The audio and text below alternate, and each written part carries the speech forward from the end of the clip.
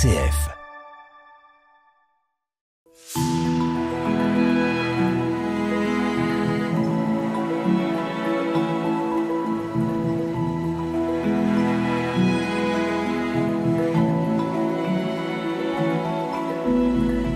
Bonjour, je suis Thierry Lyonnais, grand reporter à RCF, et la marche est depuis des années l'activité que je préfère.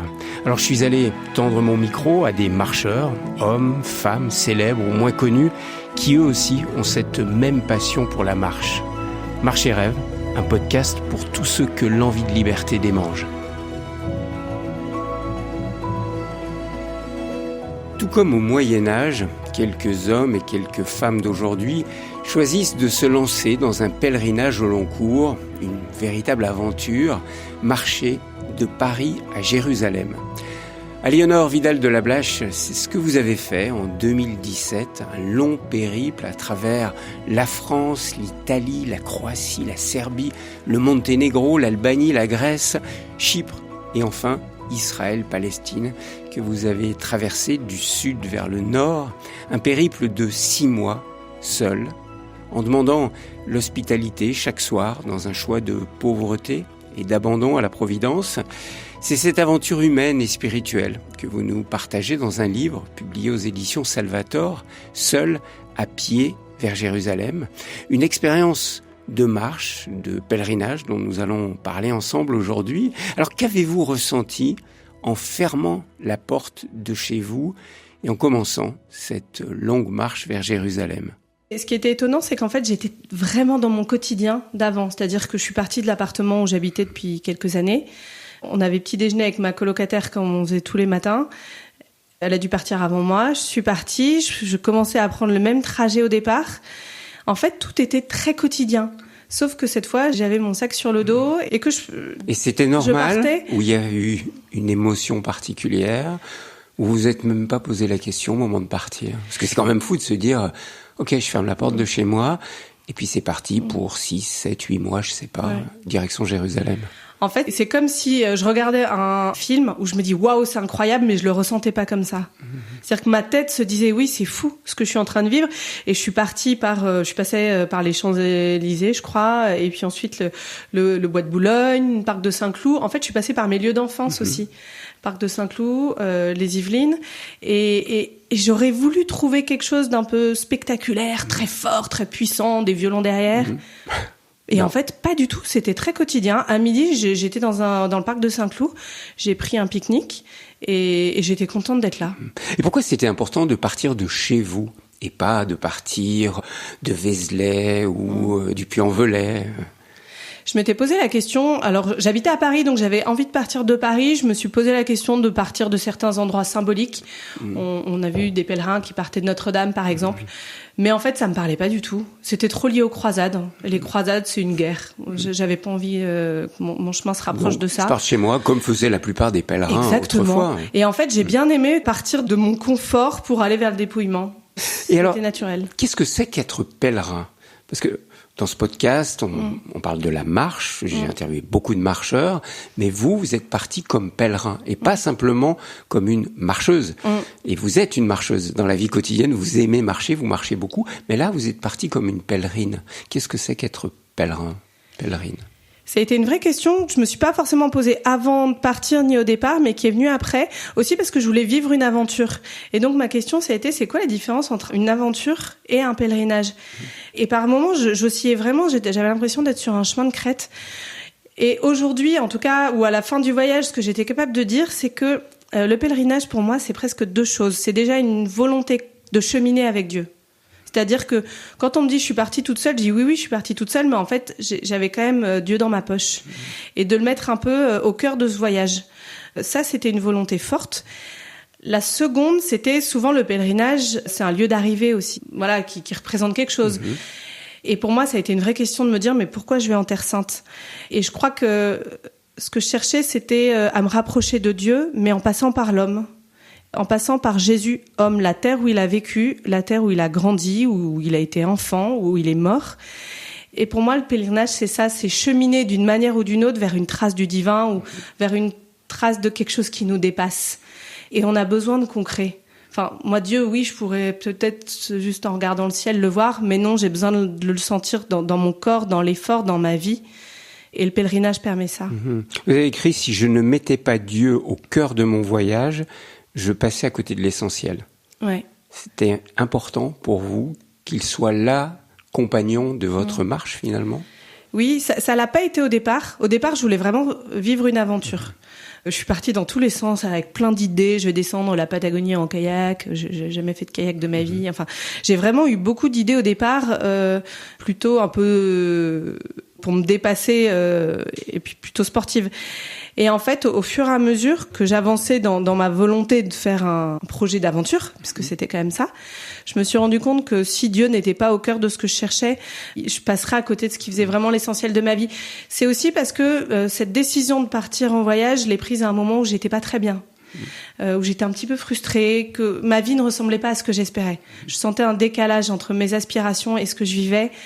Et ce décalage-là, en fait, c'était pas les sbroufs sportives, c'était pas les grandes images, c'était pas le projet qu'on met à plein la vue de tout le monde. C'était pas l'exploit, hein. Vous cherchiez pas l'exploit. Exactement. C'était pas l'exploit. C'est pas ça qui allait combler ce décalage, qui allait répondre un peu à ma soif de trouver du sens. C'était Dieu. Et c'est pour ça que peu à peu, je me suis dit, OK, je vais vivre une aventure puisque j'ai envie. Mais je vais mettre Dieu avec.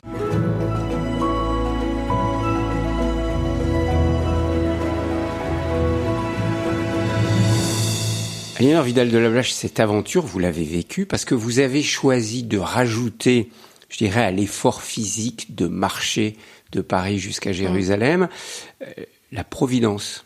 Vous abandonnez à la providence, c'est-à-dire que vous ne saviez pas jamais où vous alliez dormir le soir. Vous demandiez, en fait, l'hospitalité. Pourquoi c'était important dans cette marche de pèlerine de vous abandonner à la providence, comme vous dites ? Au départ, je pense que c'était double. C'était déjà la volonté de rajouter un peu de piment au côté aventure. Ah, ça, vous avez été gâtée. Hein. J'ai été complètement gâtée, oui. C'est au-delà de mes espérances. La deuxième chose, c'était, et là, c'est plus lié à ma démarche spirituelle. Moi, j'appelle ça ma démarche à la Saint Thomas. Vous savez, Saint Thomas a eu besoin de mettre sa main sur le côté de toucher le Christ pour s'assurer que c'était vraiment lui, qu'il était ressuscité. Et derrière, nous, on nous dit à nous chrétiens, il a fait ça, mais enfin, c'est quand même mieux de croire sans voir. Certes. Mais moi, j'ai du mal avec ça. Et j'ai eu besoin peut-être un peu adolescent, de dire à Dieu, OK, je pense que tu existes vraiment. En revanche, j'ai du mal à croire que tu prends soin de moi. Et que tu vas t'occuper de moi. Exactement, que tu t'occupes de moi, que tu peux me rendre heureuse. Et on va voir. Tu vois, je vais sauter sans filet et je vais bien voir si tu me récupères. Et ça a été ça tous les jours. C'était vraiment et je mettais Dieu dans le coup. Tous les jours, vous partiez le matin... Un peu la boule au ventre quand même, hein, vous le dites, c'était pas simple tous les jours, jusqu'à la fin, de pas savoir où vous alliez dormir le soir. Alors souvent, quand je partais le matin, j'avais plutôt l'excitation de la journée. La boule au ventre, elle arrivait dans l'après-midi. Sauf si vraiment je savais que ça allait être très compliqué le soir d'emblée parce que c'est une ville un peu plus grande ou que la météo est pourrie, ce genre de choses. Mais sinon, c'est vraiment plus l'après-midi avancé, plus j'ai un petit nœud dans le ventre en me disant « Alors, à quelle sauce je vais te manger ce soir ? Qu'est-ce que je vais trouver ?» C'était pas tant une question de confort, parce que j'avais déjà décidé que c'était pas grave. J'avais 2 critères. Je voulais un accès à l'eau, peu importe, ça peut être un ruisseau, hein, et me sentir quand même suffisamment en sécurité. Après, je pouvais dormir à peu près n'importe où. Et puis vous aviez votre tente quand même. Et j'avais ma tente aussi. Vous pouviez bivouaquer, alterner entre être accueilli, logé chez les gens et bivouaquer. Oui, ou les deux. Parce qu'en fait, par exemple, en France, j'ai beaucoup bivouaqué dans des fermes. Donc c'était super parce qu'il y avait à la fois ce lien, cette rencontre, mais je m'imposais un petit peu moins. Il y a souvent eu ça. J'ai bivouaqué dans les jardins des gens. Donc voilà, les deux pouvaient se joindre. Aliénor Vidal de la Blache, dans ce long pèlerinage jusqu'à Jérusalem, vous avez reçu souvent l'hospitalité, mais vous avez été rejeté aussi, souvent. Comment on vit ça quand on est pèlerine, qu'on s'abandonne à Dieu, comme vous venez de nous le dire, qu'on marche toute la journée, et puis on frappe à la porte, là, quand en fin d'après-midi, on arrive dans un village ou près d'une ferme, qu'on demande l'hospitalité, puis on se fait jeter. Je sais pas si c'est souvent, j'ai du mal à me rendre compte, aussi parce que moi j'ai plutôt une mémoire positive. Donc je saurais pas dire si c'était souvent. En tout cas, quand c'est arrivé, et il y a quelques reprises, certains noms ont été très durs. Déjà, quand je commence à demander l'hospitalité en fin de journée, j'ai déjà une journée de marche derrière moi. Donc c'est un moment où je suis un peu fatiguée. où je me sens du coup vulnérable, parce que là c'est un peu quelque part ma sécurité de la nuit qui dépend de l'accueil qu'on me fera. Et je me rends très dépendante des gens. Pour moi qui aime bien plutôt contrôler et maîtriser ce qui m'arrive, c'était un sacré challenge. Et c'est vrai que certains noms ont été très durs. Et ça me fait beaucoup réfléchir à la façon dont on dit non. Par exemple, je me souviens une communauté religieuse à Chypre, les sœurs m'ont dit « Mais non, on peut pas vous accueillir, mais bon courage, tenez, prenez ces petits biscuits. » Et avec le sourire et en m'expliquant pourquoi. Alors, bien sûr que je suis un peu déçue, j'aurais bien aimé me poser. Mais c'est pas grave, je continue et je me sens pas rejetée. Mais quand on vous dit les gens comme vous, voilà, et ça, on les accueille pas. Exactement. Hein, on l'a dit ça une fois. Ça, c'est très violent.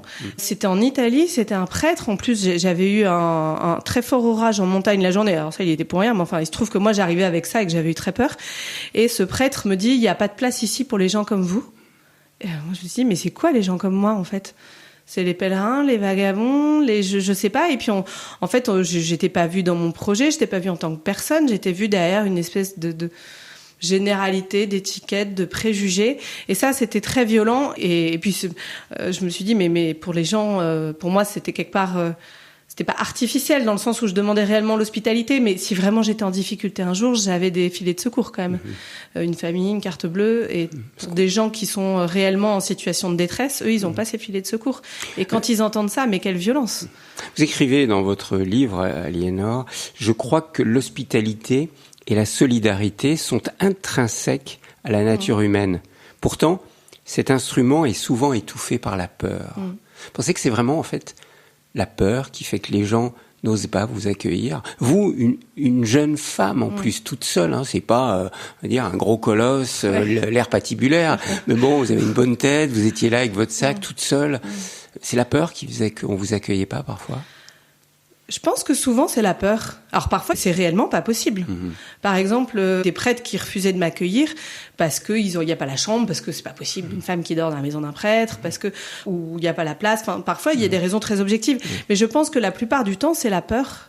C'est la peur d'accueillir l'étranger, de se faire voler, de se faire dépouiller, de se faire envahir aussi dans son espace. En France, en Europe, moi la première, on est très attentif à son intimité, à son espace vital. Beaucoup plus que dans certains pays de l'Est que Exactement. vous avez traversés. Moi, ça m'a frappé. En Albanie, par exemple, le manque de place, à aucun moment, ça a été une raison de me dire non. Vous n'avez jamais utilisé votre tente en Albanie. Jamais. Le pays le plus pauvre, vous avez été accueilli tous les soirs. Tous les soirs. Faut le dire. Partout.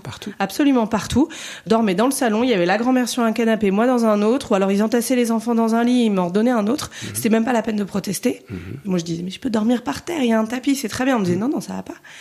Et vous avez même été accueilli par une famille albanaise qui a été renvoyée de France. Ouais, ça c'est une des rencontres qui m'a le plus bouleversée. J'étais en train de marcher dans la rue dans une petite ville en Albanie. Une femme vient vers moi. Alors les Albanais sont assez curieux, ils le disent eux-mêmes. Donc on venait énormément vers moi me parler. Donc cette jeune femme vient vers moi, on commence à discuter, puis je lui explique que j'ai besoin d'un endroit où dormir.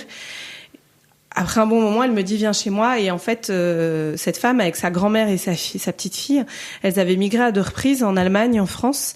Elles ont dormi dans la rue en France. Elles se sont fait expulser à 2 reprises et elles m'ont accueilli moi. Elles dormaient à 3 dans un lit.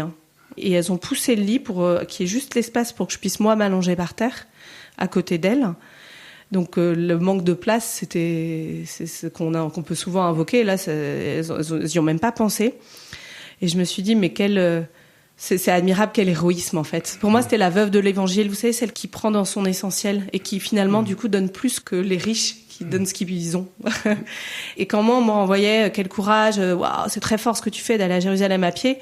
Je suis pas sûre que ce soit très fort. Enfin, je dis pas que c'est pas fort, mais pour moi, le vrai héroïsme, ce sont ces femmes-là qui n'ont pas été rancunières, qui ont été extrêmement généreuses dans leur accueil et sans rien me demander.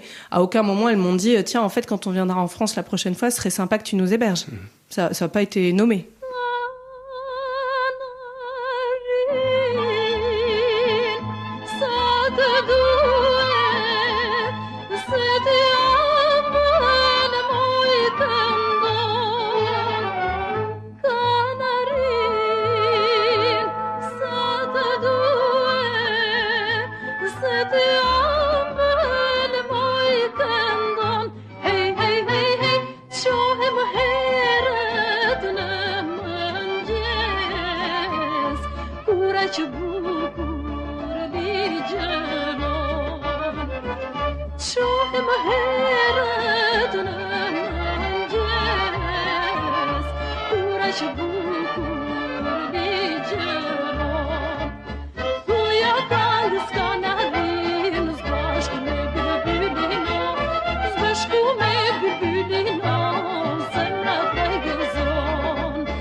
Aliénor Vidal de la Blache, c'est ça qui convertit le pèlerin qui se met en route et qui se met dans cette situation de fragilité, de dépendance. C'est ce genre de rencontre et d'expérience. Complètement, c'est ce genre de rencontre. En fait, moi, j'avais besoin d'avoir confiance. J'avais besoin d'avoir confiance en Dieu, en les autres, mais c'est mélangé en fait. Parce que Dieu qui voyage incognito, comme vous dites, il passe par les autres. Il passe par les autres. En fait, aime ton prochain comme toi-même. Pourquoi ? Parce que Dieu est dans le prochain. Donc moi, c'est lui qui vous a accueilli à travers cette femme. Ah oui, moi j'en suis sûre. En tout cas, c'est quelque chose qui pour moi est très fort. Et j'avais besoin de sentir cette confiance. J'étais aussi triste d'entendre qu'on parlait d'une Europe qui n'était pas accueillante pour les étrangers. Et pour moi, c'est une merveilleuse nouvelle de pouvoir être accueilli comme ça. Pas parce que c'est moi, mais parce que le geste de l'autre est beau. Et ça me permettait de dire merci aussi, d'être pleine de reconnaissance. Et ça, dans ma démarche personnelle, oui, c'était dans ma démarche de foi, je veux dire. Est-ce que c'est pas dans les deux sens ? Parce qu'il y a dans la tradition de l'hospitalité le fait de ne pas laisser passer la chance d'accueillir le messager de Dieu, voir Dieu qui voyage incognito à travers l'étranger. Oui, c'est vrai. C'est dans les deux sens. C'est dans les deux sens. Je pense qu'il y a un vrai mystère dans l'hospitalité. Je le raconte dans le livre. À un moment donné, je me suis perdue en Grèce, comme ça m'arrive de temps en temps, et je suis accueillie par une famille qui m'offre un petit déjeuner. Enfin voilà, ils se contentent pas de me remettre sur le bon chemin, ils m'accueillent. Et cette femme, elle m'a bénie quand je suis repartie et elle m'a remerciée. Et elle avait vraiment les larmes dans les yeux. C'était extrêmement émouvant. Et moi, je me suis dit, mais elle me remercie. Alors que c'est elle m'a remis sur le bon chemin. Elle m'a offert du thé, des tartines. Et elle me remercie. Il y a un vrai mystère dans ce qui se joue chez la personne qui accueille et dans la personne qui est accueillie. Là, je trouve qu'on touche à quelque chose qui est vraiment au cœur de l'humanité. C'est éphémère, hein. Mais en fait, ça touche à l'essentiel, au plus profond. Et je trouve ça triste. Et toutes ces peurs, mais les miennes aussi, qui nous empêchent de vivre ce petit moment qui est tellement beau. Aliénor Vidal de la Blache, dans ce long pèlerinage que vous avez fait à pied de Paris jusqu'à Jérusalem, vous avez fait le choix de partir seul. À quelques exceptions près, vous avez retrouvé un ou une amie qui vous a accompagné quelques jours, vous étiez seul. Pourquoi ce choix de la solitude et pas de partir avec une amie ou un ami ? Je sais même pas si j'ai choisi, en fait, c'était une évidence pour moi au départ. Je l'ai pas questionné. J'aime bien partir seule. C'était pas la première fois que je marchais ou que je voyageais seule. Et je vis les choses beaucoup plus intensément. Si je suis avec des gens, moi, je me disperse facilement. Et tandis que seule, en fait, je vis les choses beaucoup plus intensément, c'est ça. Donc, y compris toute la journée de marche où vous êtes seul, parce que c'est long de marcher pendant 6 heures, 8 heures, 10 heures selon les jours. Alors déjà, je suis quand même. Il y a beaucoup de choses il y a beaucoup de rencontres. Alors ça peut être des rencontres avec des humains, mais aussi avec des animaux. Ça, c'était ma grande joie de tomber parfois sur des animaux. Donc il y a une forme de dialogue avec la nature aussi qui se joue. Il y a les rencontres avec les personnes, les discussions, le fait d'être seul. Les gens venaient très facilement vers moi. Moi, j'ai eu un plus contact... que lorsque vous étiez deux. Ah oui, beaucoup plus. C'est net. Beaucoup plus, très net. Moi, je vais assez facilement vers les gens. Et il y a des moments où c'était dur. Ce qui était dur pour moi, c'était déjà d'être toute seule avec mes pensées. À certains moments, j'en pouvais plus de mes pensées. Vous savez, on dit, oh là, on se reconnecte à soi-même et tout. Moi, par moments, j'en pouvais plus de moi-même, en fait. Donc c'est pour ça que vous récitiez le chapelet de temps en temps. Je récitais le chapelet. Je m'efforçais aussi à observer l'extérieur de temps en temps quand j'étais trop dans ma tête. Je passais par les 5 sens. Je me dis, bon, Aliénor, sois dans l'instant. Qu'est-ce que tu sens? Qu'est-ce que tu vois? Comment est le sol sous tes pieds? Tout ça. Il y a eu quelques moments où c'était dur, surtout en Albanie. J'ai eu une phase où la solitude a été pesante. On sent bien j'en voyais plus la beauté. Dans votre livre, on sent bien que vous êtes passé par tout un tas d'états d'âme. Tout à fait, oui. Dans cette longue marche de 6 mois, moments d'exaltation, de joie à en pleurer, et puis des moments de déprime, de se dire mais qu'est-ce que je fous là, quoi ? Pourquoi je suis parti ? Et ça, je dirais, ça fait partie de cette expérience de la marche au long cours, de passer par ces différents états d'âme. Je pense que oui. En fait, ce que j'aime beaucoup avec la marche au long cours, c'est que la marche devient son mode de vie. avec ce qui est de beau. Moi, j'ai adoré la liberté d'être dehors toute la journée, d'avancer comme je voulais, etc. Mais aussi avec ses difficultés. C'est comme une vie en condensé et en plus intense. Et quand c'est dur, c'est très dur. Quand c'est beau, c'est très beau. Mais oui, il y a eu des moments de difficulté, soit à cause des rejets quand on me disait non, soit à cause de la météo. Le fait d'être dehors tout le temps, on se rend très tributaire de la météo. Et là, on est très sensible à la météo quand il pleut pendant plusieurs jours. Puis on subit vraiment. Donc c'est des orages qui m'ont fait peur. La canicule, j'ai énormément souffert de la canicule. Physiquement, je me suis vraiment effondrée un jour. Donc il y a ces difficultés-là, la difficulté parfois d'être seule aussi, comme j'ai pu le ressentir en Albanie. Voilà, et je pense que c'était essentiel de ne pas renoncer malgré ces difficultés. C'est-à-dire qu'une amie me disait, mais quand il pleut des trompes d'eau, pourquoi tu fais pas du stop ? Et je m'étais fixée comme règle de ne pas faire de stop. Et c'est vrai que par exemple au Monténégro, je me souviens, il y a une journée, mais il pleuvait, c'était des murs d'eau toute la journée. Il y a au moins 3 voitures par heure qui s'arrêtaient pour me dire, Madame, on vous emmène. Et pourquoi vous ne vouliez pas ? Pourquoi ? Et je voulais pas parce que déjà je suis têtue, que je m'étais fixée comme règle que je marcherais, que je ferais pas de stop. Parce que les quelques fois où j'en ai fait, je suis revenue en arrière après. Donc le bénéfice était quand même petit. Et ensuite parce que quand même je suis persuadée que c'est en traversant les difficultés, je suis d'autant plus sensible à ce qui arrive de beau derrière. Je prends parfois l'image, tu sais, que la nature après la pluie, qu'est-ce qu'elle est belle. Elle fume, elle sent bon. Enfin, elle fume l'été, pas. Elle sent bon. Il y a des odeurs, il y a une lumière, il y a quelque chose d'incroyable. Enfin, moi, je trouve que la nature est tellement belle après la pluie. Et ben, c'est un peu la même chose avec les expériences. C'est-à-dire que quand ça a été dur, après la moindre petite chose qui arrive, ça peut être un joli papillon, une fleur, un petit papy qui me dit bonjour, bon courage, peu importe. Ça vient comme un cadeau inouï. Et ça veut dire qu'il faut souffrir. Parce qu'il y a des gens qui comprennent pas, sincèrement, il y a des gens qui comprennent pas déjà qu'on puisse partir marcher 20 km en montagne, mais alors partir de Paris jusqu'à Jérusalem à pied, c'est du masochisme pur, quoi. Donc, pourquoi ? Il faut souffrir ? Alors, surtout pas, j'aime pas souffrir, je suis même assez chochotte, en vrai. Les gens me croient pas quand je dis ça, mais après tout ce que vous avez vécu, on a du mal à l'imaginer, quoi. Si je me coupe et que j'ai un peu de sang, je tombe dans les vapes. En fait, c'est pas qu'il faut souffrir, c'est plutôt que c'est comment est-ce que je traverse ça ? Parce que de toute façon, la vie, c'est pas rose bonbon tout le temps. Donc, c'est plutôt comment j'accepte de traverser les moments plus difficiles. Comment j'accepte aussi, pour moi, il y a quelque chose de lié au dépouillement, à la sobriété. Accepter d'avoir moins pour que tout ce que je reçois, je m'en rende vraiment compte et que ce soit beau. C'est pas vraiment de la souffrance, c'est plus ok, là c'est difficile, mais je garde confiance que derrière, du coup, ça va être beau. Moi, ça m'aide, sinon je suis facilement dans le déni, dans le contournement. Et en fait, ce chemin m'a vraiment aidé à me dire, mais non, je vais traverser cette journée de pluie en espérant que demain, le soleil brillera. Et c'est vrai que l'accueil qui m'est fait à la fin d'une journée de pluie, je le reçois avec grand plaisir.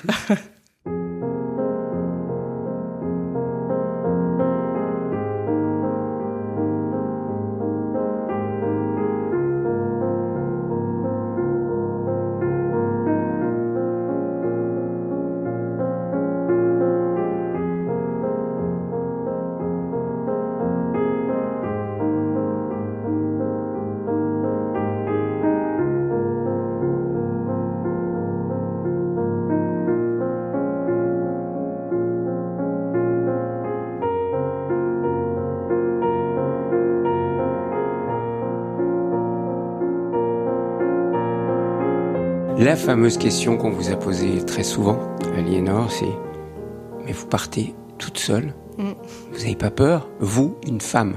Ouais. Alors, cette fameuse question de l'aventure, même si c'est sous la forme d'un pèlerinage, pour une femme seule, qu'est-ce que vous dites ? Qu'est-ce que vous répondez ? Ça dépendait un peu des endroits où j'étais. En France, j'ai vraiment été étonnée de l'entendre beaucoup. Je me dis, pourtant, on est en France, un pays quand même... des femmes qui bougent, qui voyagent, enfin il devrait y en avoir plus. Et en fait, le nombre de fois où j'ai entendu des femmes qui me disaient j'ose même pas aller me promener dans le petit bois derrière. Donc ça, je trouve que c'est dur. Je me dis mais combien de temps il faudra pour qu'une femme se sente plus en danger dehors, pour qu'elle ose. Et c'est vrai qu'on me l'a renvoyé tout le temps. Et on vous le renvoyait tout le temps au fur et à mesure que vous avanciez, parce que quand vous étiez dans le Monténégro, on vous disait mais en Albanie, ils vont sous-entendu, ils vont tous vous violer ou vous tuer. On m'a dit que j'allais sans doute mourir en Albanie. Vous avez pas été moi, je suis pas d'un naturel très inquiet et très. j'ai la chance de pas, j'ai jamais peur quand je suis toute seule dehors, sauf si vraiment il y a des raisons objectives d'avoir peur. Et vous avez été menacée? Et j'ai été menacée à 2 reprises vraiment, une fois en Albanie, une fois en Grèce, où des hommes ont essayé de me manquer de respect. Bizarrement, j'ai pas forcément eu peur à ces moments-là, ça m'a surtout mis en colère. Et vous avez résisté, vous les avez J'ai repoussés, résisté, vous êtes partis. je les ai repoussés. À chaque fois, heureusement, il y a rien de grave finalement ne s'est passé. Mais ça me met vraiment, ça me met en colère en fait. Je me dis, mais pourquoi est-ce que je renoncerais à mon rêve juste parce que je suis une femme de partir? Et je suis pas complètement déconnectée. Par exemple, dans les règles que je m'étais un peu fixées quand je demandais l'hospitalité, si c'était un homme qui proposait de m'accueillir, je demandais toujours, est-ce que vous habitez avec votre famille? En vrai, il y a peu de pays où les hommes habitent seuls. Dans les Balkans, ils habitaient toujours en famille. Mais le fait de poser la question, je trouvais que ça marquait un peu ma façon de venir. Je voulais être accueillie par une famille. Vous développez vos radars aussi, quoi. Et je développe mes radars. L'intuition. En Albanie, la fois où je me suis fait agresser, c'est parce que j'étais malade et que j'étais épuisée, que j'écoutais pas du tout mon intuition, qui me disait clairement, barre-toi, cet endroit est louche. Il nous faudrait des heures, Aliénor Vidal de la Blache, pour parler de ce pèlerinage de 6 mois de Paris en Terre Sainte. Finalement, la réalité géopolitique vous a obligé à prendre l'avion, de Chypre jusqu'en Israël. On peut pas tout raconter. Vous avez choisi ensuite de traverser tout le désert du Negev. Ça aurait été trop facile et trop court, d'aller de Tel Aviv à Jérusalem. Il y a que 2-3 jours de marche. Donc vous avez traversé tout le désert. Qu'est-ce que ça vous a fait quand vous êtes arrivé devant Jérusalem, qui marquait la fin de ce long pèlerinage? Alors c'était pas tout à fait la fin, parce qu'en fait depuis le début je savais que je voulais aller jusqu'au lac de Tibériade. Donc Jérusalem c'était la première étape de la fin, on va dire. C'est le but du voyage quand même, c'était un pèlerinage à Jérusalem. Mais voilà, vous vouliez exactement. Donc quand même je savais que je continuerais, que j'avais encore une petite marche derrière. Donc pour moi c'était important. Je savais pas trop pourquoi j'allais à Jérusalem, j'avais pas du tout de fantasme sur cette ville, comme parfois des gens rêvent d'aller quelque part. Moi c'était pas mon cas. J'avais mal aux pieds parce que j'ai eu plein de problèmes de chaussures et que les dernières que j'avais achetées à Beersheva étaient trop petites. Donc je suis arrivée en clopinant et en ayant surtout envie de m'asseoir. Et quand je suis arrivée, après 2 heures de traversée de la banlieue de Jérusalem devant les vieilles murailles, là j'ai été vraiment émue. Pas tant parce que c'était un lieu spirituel, plus parce que j'avais vraiment l'impression de m'ancrer dans les pas de milliers de pèlerins avant moi, qui étaient arrivés devant ces murailles.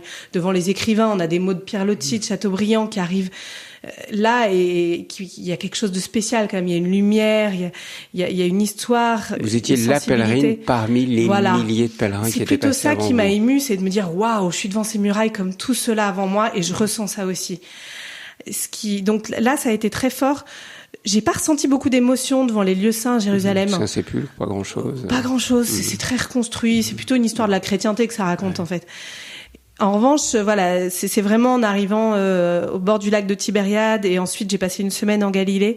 Là, j'ai vraiment senti que j'arrivais et que j'étais sur la terre de Jésus. Mais on arrive où finalement, quand on a fait un grand pèlerinage comme ça, on n'arrive jamais et on est toujours en marche. Bon, c'est vrai, on n'arrive jamais vraiment. D'ailleurs, c'est drôle parce que le dernier jour, en partant le matin, je savais pas que ce serait mon dernier jour. Je savais plus ou moins que j'étais sur la fin, mais j'attendais vraiment la dernière minute pour me décider. Et quelque part, j'imaginais un truc un peu émouvant, moi en larmes devant le lac, et pas du tout en fait. J'arrivais de ma journée. Et c'est vrai qu'il faut beaucoup de temps et ce chemin, il continue encore dans ce que je vis. Le fait d'avoir écrit le livre et d'en parler, d'ailleurs, ce chemin continue à vivre en moi. C'est très juste. On n'arrive pas jamais vraiment, heureusement d'ailleurs. Merci beaucoup, Aliénor Vidal de la Blache. Je renvoie vraiment votre livre « Seul à pied vers Jérusalem », un livre publié aux éditions Salvator. Et là, les auditeurs découvriront toutes les aventures, parce qu'il y a beaucoup d'aventures dans ce que vous avez vécu, à la fois spirituelle et profondément humaine, ce qui est la même chose. Oui, tout à fait. Merci.